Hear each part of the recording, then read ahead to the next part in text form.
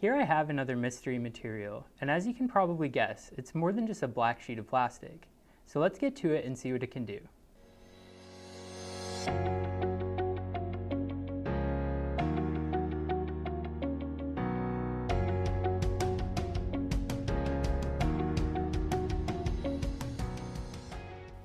Here I have a black sheet of something that looks like plastic. This is not just any old boring piece of plastic. Let's see what happens if I hold my hand against it. What do you see? Do you see the colors in the shape of my hand? Where's the color coming from? From my hand? From the sheet? Well, by now I hope you've noticed a pattern. It comes from the white light in the room, which we have already seen is composed of many different colors. We have seen colors produced by interference and diffraction, but in this case we see the colors for yet another reason. This time it is from how the light is reflected off. This isn't just a sheet of plastic. It is actually a thin layer of clear plastic, mylar, in front of a layer of black plastic with a special material called cholesteric liquid crystal sandwiched between them. Overall, it appears black, which means that all colors are absorbed equally. Everything around you has light reflecting off of it. That is how you can see it. And the colors you see depend on how much certain colors are reflected or absorbed. So reflection is not just for mirrors. So if we turn our attention back to this sheet, it looks pretty black, right? So as we just said, that means that it is absorbing all colors equally.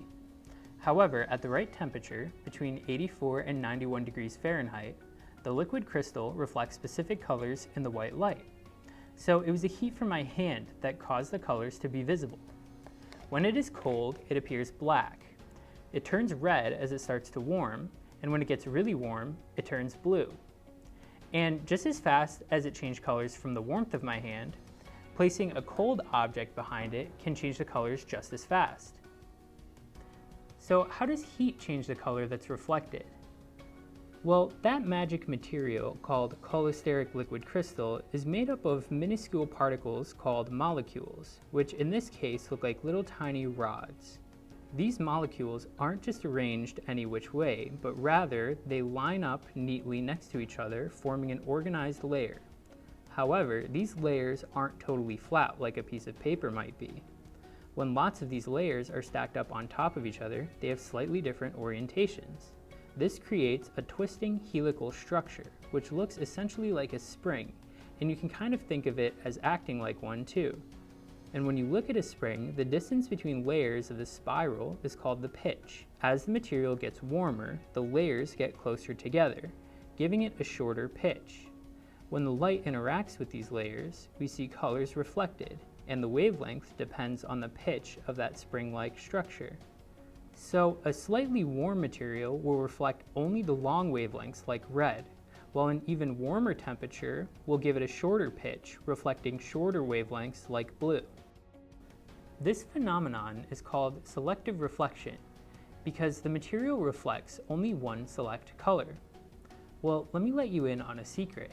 We can actually use these to see if anyone is a vampire. Vampires are the living dead, right? So they don't give off any body heat. What would you expect to see if you put one of these on their wrist? Well, here's a smaller version. Let's place it on my wrist. Can you see the color change? My body heat is causing the little patch to change color, so I must not be a vampire. Like we mentioned before, this material produces the colors by selectively reflecting colored light, but chances are you've actually seen this before. This is the same way that a mood ring or the thermometer in a fish tank works. Okay, so we can actually make one of these. All we need to build one is some clear plastic, some black plastic, some tape, and the special liquid called cholesteric liquid crystal. First, I'll use a toothpick to put a little bit of the liquid on the black piece of plastic. Now I'll put the clear plastic on top to evenly spread the liquid. I have to press down to make sure that it's spread evenly. The last thing we need to do is seal it all together with some tape so that nothing leaks out of the sides.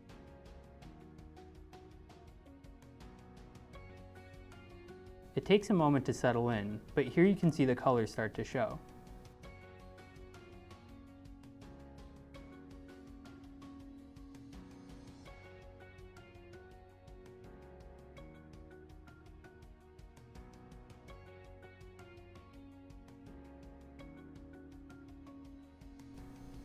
Like we said, this type of liquid crystal is called cholesteric liquid crystal, and other types of liquid crystals are found all around you. They are found in everything from smartphones to watches to laptops to video games. Have you ever heard of an LCD screen? That stands for liquid crystal display. These technologies are what allow us to have the colorful and bright screens that we have today.